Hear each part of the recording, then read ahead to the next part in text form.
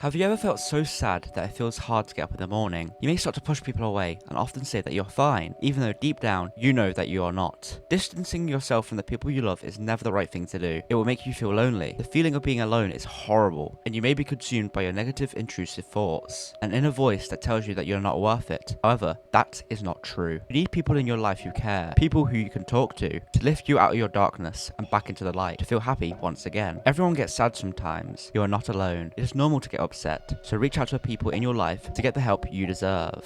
Today I'm talking about 3 Roblox games that cover topics that may seem upsetting and you may relate to. The first game is about losing a parent and the sadness that comes with it. The second is similar, with the loss of your mother and having to move away, and the troubles that come with that. The final game is all about how being alone can consume you, eat away at your brain, and lead you to harm yourself. So sit back, relax, and let's look at 3 of the saddest Roblox games that will make you cry.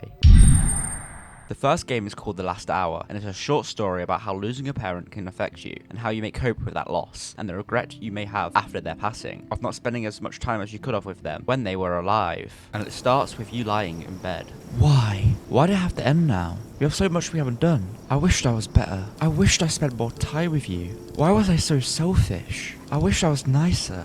I wished I didn't leave you all alone. You died. Alone.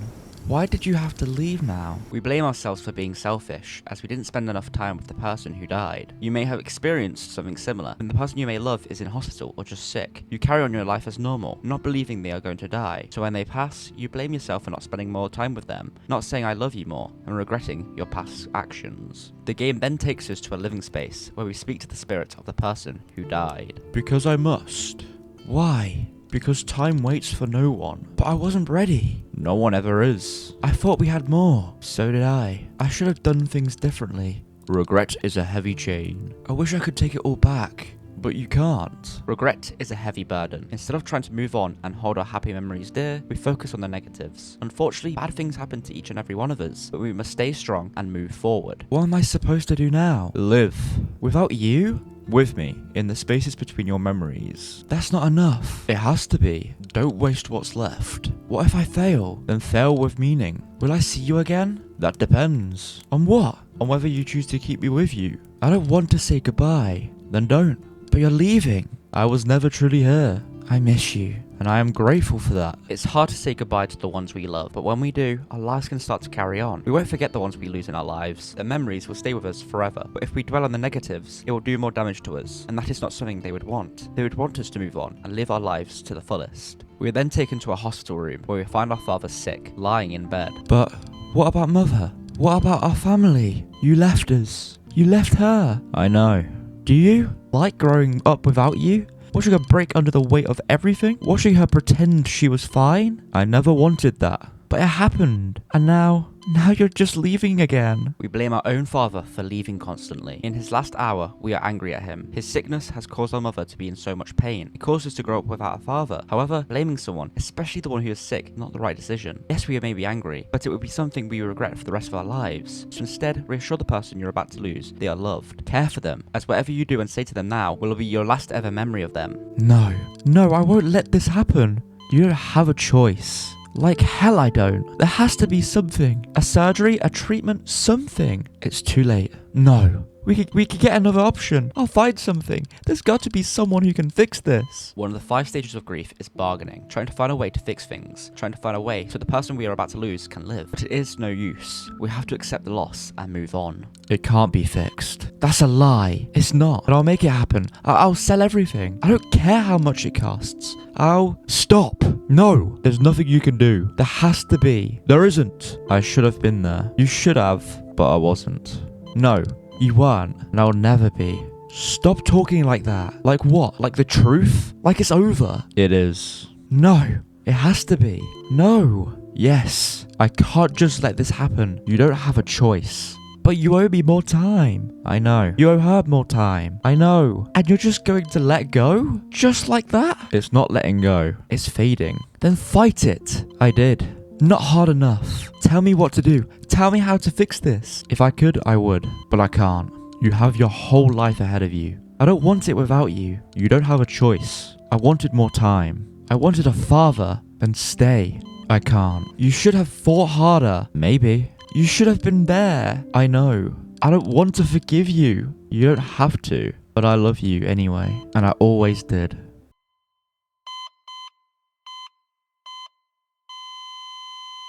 The game ends with the sound of our father's heart monitor flatlining. This game is a great representation of what everyone goes through when they lose someone. It also shows that you are not alone when you experience these feelings. We are all human at the end of the day. I recommend playing this to feel comfort when you're going through a similar experience. The next game is called Here We Stay, and it is generally just a very good Roblox game that includes a great story, amazing visuals, and voice acting. The story follows a boy who is moving to a new house with his father after the unfortunate loss of their mother, where something tragic will soon take place. It's the middle of the day, and we arrive at our new home. We go inside and it's huge. Seems like this move wasn't a bad idea after all. We explore the house, finding books that our mother used to read. We then head to our bedroom. After dropping off our bags, we find out that our shelves were destroyed by the movers. What the hell, man? We head back outside and start to help our dad bring the rest of the boxes into the house. The first box is for the lounge, and as we place it on the side, a picture of our mother falls out onto the floor. Seeing her face is bittersweet, because if she was still here with us, she would have loved this house, but she's gone, and there's nothing we can do about it. We then bring in the kitchen box, putting away all our plates and cutlery, then finally bringing in our desk box and start to draw. I thought it'd be a good idea to draw our family, so we have a reminder of the happy times we had when our family was a whole, with both our father and mother. We talked to our dad and finished bringing in the rest of the boxes. Now it's time for dinner to be made. In the meantime, we play the guitar, do some more drawing, and then have a nap just before we eat. After waking back up, we head back downstairs and sit at the dining room table. We sit and look at the Polaroid of our mother, reminiscing about the memories we had with her. Tell me what's on your mind, Aiden. I just wish she was here, you know? She would have loved all of this. Everything is just perfect for the three of us. I guess we'll just have to carry on without her. We wish she was still here with us, but sadly she isn't. She is just a memory now. It's sad, but we have to move on. We eat and then go to bed for the night. What was that? A crash is heard coming from downstairs. When investigating, our alarms are going off, and our dad tells us to go back to our room and call 911 as he goes to have a look at what is going on. This is not going to end well. As we talk to the 911 operator, a scream can be heard coming from downstairs.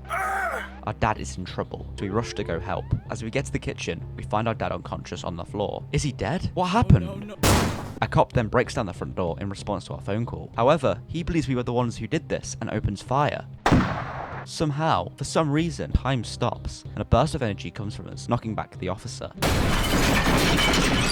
We fall unconscious, and this is the end of the first chapter. Losing one parent is hard enough, but experiencing the potential death of your other parent is horrible. Because of a break-in, our protagonist is potentially going to be an orphan and become Batman, and also possibly going to be blamed for the attack. This game is definitely heavily inspired by Life is Strange, which is also such a brilliant game, and there is a part 2 to this, but instead of showing you guys, I highly recommend you just play it yourself. The story the game has is really well done and shows the trauma a boy goes through after the loss of his mother and the potential death of his father because of a break-in, and how he starts to develop time-breaking powers. The final game I am going to look at is called Leap of Faith. It follows a story that talks about how your negativity and intrusive thoughts can push people away, leaving you to suffer alone, and how this inner voice can eat away at your brain, making you struggle to get out of bed every morning. It will make you hate the little things and never see the positivity in anything. This game also has 3 endings, being the bad ending, the good ending, and the true ending. So let's begin with the worst out of the 3. The game begins with a voice demanding that we wake up.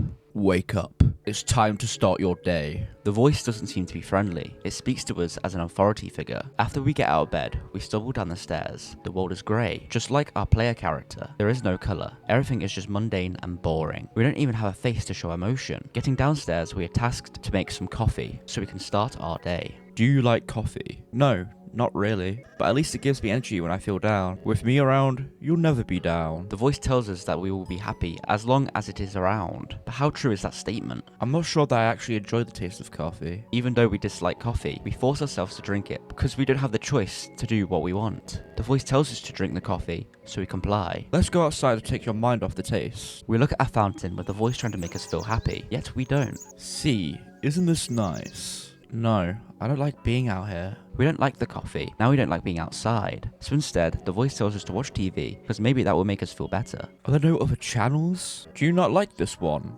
It's kind of boring. We don't like the channel that we are watching. And instead of just changing the channel, the voice just tells us to go to sleep. Because we can't find anything to do to make us feel happy, we just go back to bed. Because at least if we are asleep, we don't have to worry about being sad. Waking up the next day, we start to struggle to get out of bed, with the voice having to shout at us to wake up. Wake up. Wake up. Our negative thoughts are making it harder for us to get up in the morning. Going downstairs to drink our coffee, we start to talk about how we are forced to drink it, with no choice in the matter. I hate drinking coffee every morning. I feel obligated to drink it. Even having a mental breakdown as the voice tells us what to do. It seems like this voice is definitely controlling our behavior. But why? Why are we forcing ourselves to do things that we don't want to do? Going outside, we have another panic attack as the voice forces us to sound happy. We seem to be forcing ourselves to be happy against our own best judgment, instead of trying to figure out why we are sad and fix it. Sitting down to try and watch TV, we try and talk about how recently we have not been feeling good mentally. But this voice again forces us to act happy, calling us ungrateful. It is preventing us from discussing what is potentially making us feel sad. Instead, it makes us ignore it and bury it deep within our mind as a coping mechanism. However, this is not the right thing to do. You should never suppress your negative thoughts and instead talk about what is making you feel upset. We then head back to bed. Again, we struggle to get up in the morning, with a voice demanding we get up now. Wake up. Wake up. Get up now. It doesn't have our best interests at heart, and it's just forcing us to redo the same boring routine every day. It's time to start your day. No, I don't want to. It's time to start your day. I said I don't want. It's time to start my day. When trying to argue against the voice, it resets our mind, breaking reality to make us happy and act as it wants. When trying to stop ourselves from drinking coffee, do you like coffee? No, I don't. I love coffee. Again, reality breaks and the voice forces us to respond happily, saying we do love coffee even though deep down we don't. This voice has full control over us now, meaning we have no choice over our own body. Then there is a knock at the door, and the voice shouts at us to open it, even though we say we don't want to. The knocking is fast and loud, and as we get closer to the door, our screen starts to blur, and our mind starts to break down again. We open the door to see our friend. They ask if we are okay, and that is when we start to break down once again. Whenever you're asked if you're okay when you know you're not, you tend to start crying, as you have been suppressing so many negative emotions to the point that as soon as you're asked if you're okay, they come rushing out, overwhelming you. However, in this case, the voice prevents us from telling our friend that we need help, and instead makes us say that we are fine, and slam the door in his face. This is not the correct thing to do in this scenario. If you're truly sad, you need someone to talk to. Don't let your intrusive thoughts win. Why? Why did you make me do that? I didn't do anything. That was all you're doing. You're a horrible friend. The inner voice then tells us that we chose to do that, and that we are a horrible human being for treating our friend that way. Also, instead of watching TV or going outside, the voice just forces us to go back to bed. However, we struggle to fall asleep. I can't sleep. I can't do this anymore. I can't live like this anymore. We can't live like this anymore, and our negative thoughts have become too much for us to handle. I have to end the pain. We are in the darkness, slowly walking down the stairs and heading outside. Instead of going to the fountain, we head to the ledge to end our pain. We jump to our death because of how overwhelming our negativity has become. Hello? Are you there? I'm sorry. I was just trying to help you. I was just trying to push you in the right direction. I didn't know that I'd hurt you. I didn't understand the weight of my actions. After all, I'm just your inner voice. If I'm simply a reflection of your inner thoughts, then why did my words end up hurting you so deeply? I don't understand. I just don't understand. This was the bad ending, showing how our negativity can cause us to spiral, struggling to get up in the morning, forcing us to say that we are fine, even if we are not, pushing our friends away, and due to how overwhelming it can become, ending our own life. This is a great representation of what not to do if you're stressed or upset. And instead of this, talk to the people around you. Don't push them away. Seek help from others. Don't wallow in your own sadness. Now let's look at the good ending and what to do to make yourself feel better whenever you feel sad. We progress each day as we did before, but do one thing differently each day. Within our bathroom, we find a bottle of pills that were given to us by our doctor, so we decide to take them. As you may have guessed, these are antidepressants, pills that we can use to get rid of the intrusive voice and hopefully become happy again. We then progress through the day, choosing to act a bit happier than normal in every dialogue choice. We then head back to bed. The next day, when going downstairs, we find our pills once again and take them. What are you doing? Nothing. Stop taking those.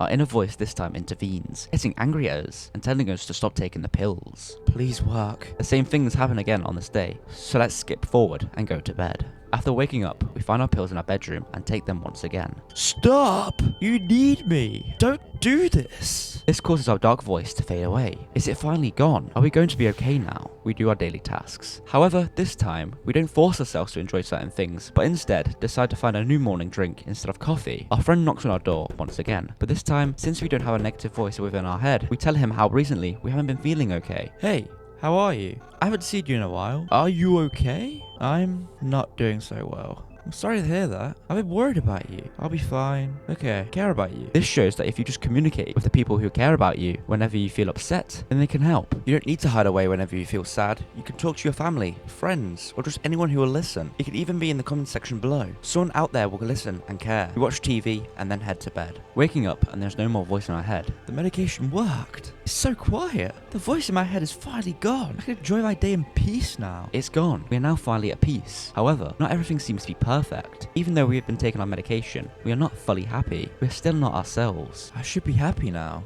The voice is gone. I can live how I want. But things are still strange. The world has no color. I can't recognize my own face. Is this how life is meant to be? Sure, life is peaceful now that I'm taking medication. But am I really alive? When I see my reflection, I can't help but wonder, who really am I? Because we suppressed our memories so much, we still don't know who we are. We've lost our identity, and we don't know why we were upset in the first place. What caused us to feel so sad? There's one more ending to this game, one that we can achieve by diving into our memories to understand what happened in our past that led us to forget who we truly are, and what made us so depressed in the first place. Now, each day when we take our pills, a weird noise can be heard.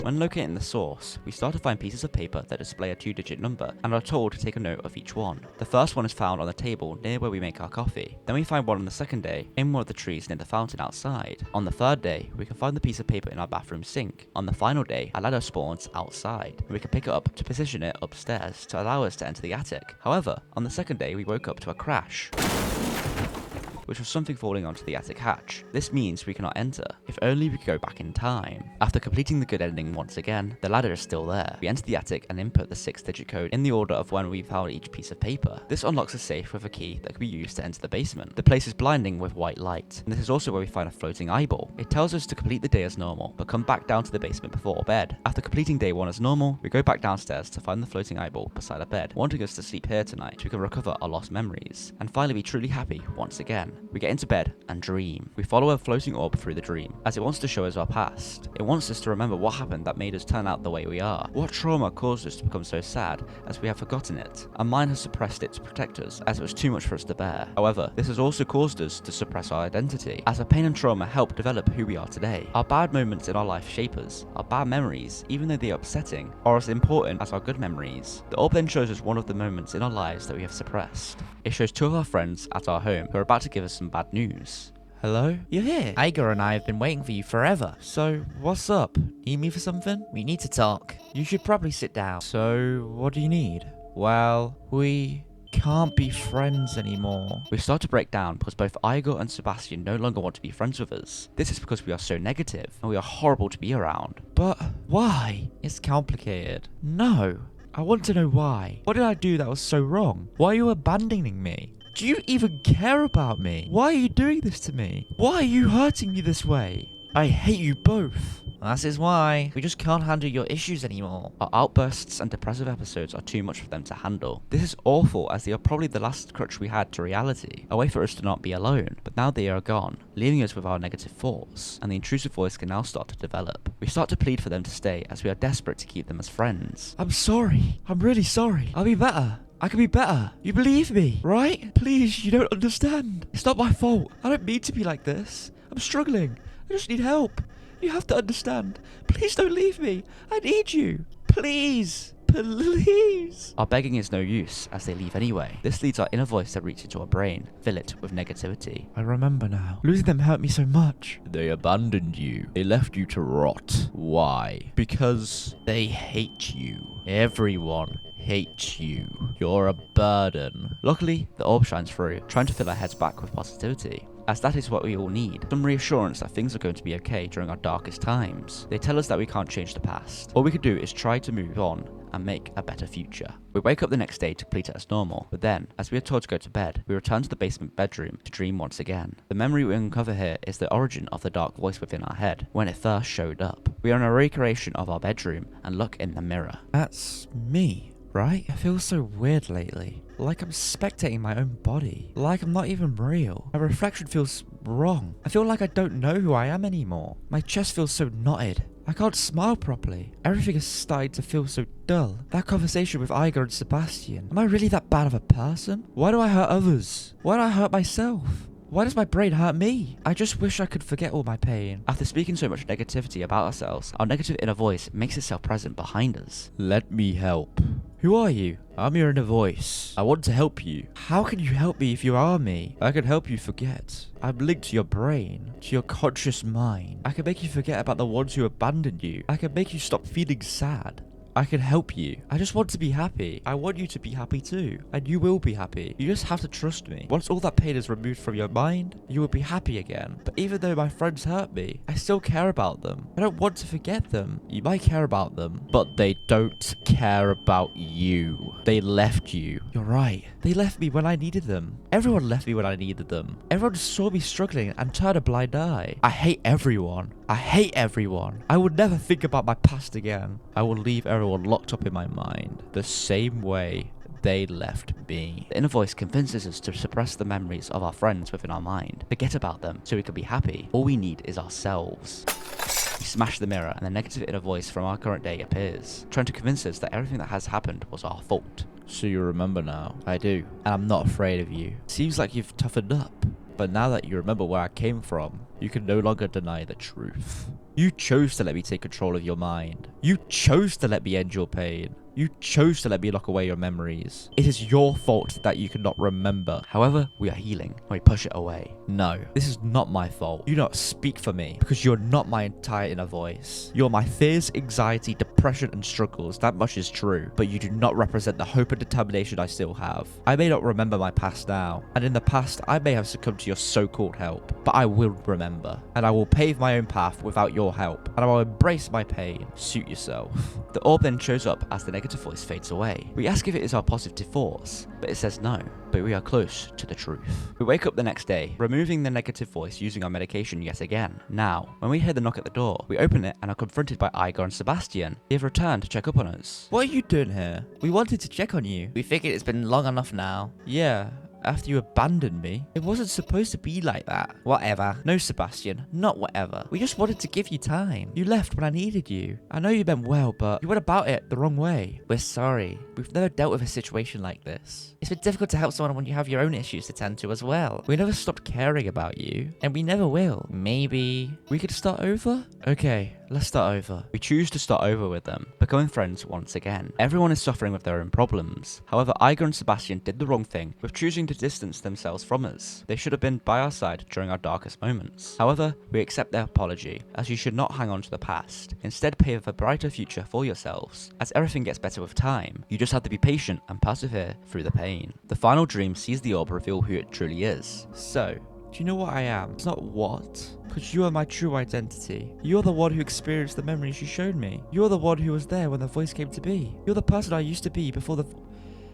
You're the person who I used to be before the voice whittled me down into this empty shell. You are Genesis. They tell us to step forward so we can merge and become one again, finally moving on from the negativity we have been feeling and becoming whole. Before we are able to hug ourselves and become happy, the negative voice intervenes. Not so fast. You thought that medication would defeat me? All you did was suppress me in the real world. I still have access to your mind. They are not gone just yet. The influence is still digging into our minds. If you become yourself again, you will be hurt. You will experience pain and suffering. You will remember all your bad memories for your entire life. You don't want that, right? I'm sorry, but you've done enough damage. Step aside. Fine. I'll have to take things into my own hands then. If you want to become Genesis again, you have to get through me first. This leads to a boss battle, which is a complete shift in the game's atmosphere, but it is very cool. You can tell that this game is influenced by Undertale, as you have to avoid attacks like giant arrows, checkered patterns on the floor, massive squares, and falling swords. After each phase, we throw a sword back, damaging our inner voice. After doing this 3 times, the inner voice awakens, developing wings. Yeah, this is getting a bit out of hand.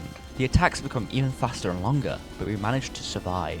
After throwing the last sword, we believe we have won, but the health bar becomes full again. How is this fair? He consumes the floor with darkness, depleting our health to 0. This is not the end. Using the power of friendship, we get back up and awaken ourselves. This is actually crazy. We are now immune to all attacks and have defeated our inner voice. This frees our true self, allowing us to finally merge and become ourselves once again. We wake up the next day, and the world now has colour. We are no longer the grey version of ourselves. We have finally accepted who we are, and finally become our true self. And that is what each and every one of you should do. Accept who you are, because all your imperfections make you perfect. The things you hate about yourself make you special, and someone else might love them. If you're experiencing the same emotions as the protagonist in Leap of Faith, where you're being consumed by your negative thoughts, please talk to someone. Everyone has and will be going through their own problems, so they can relate.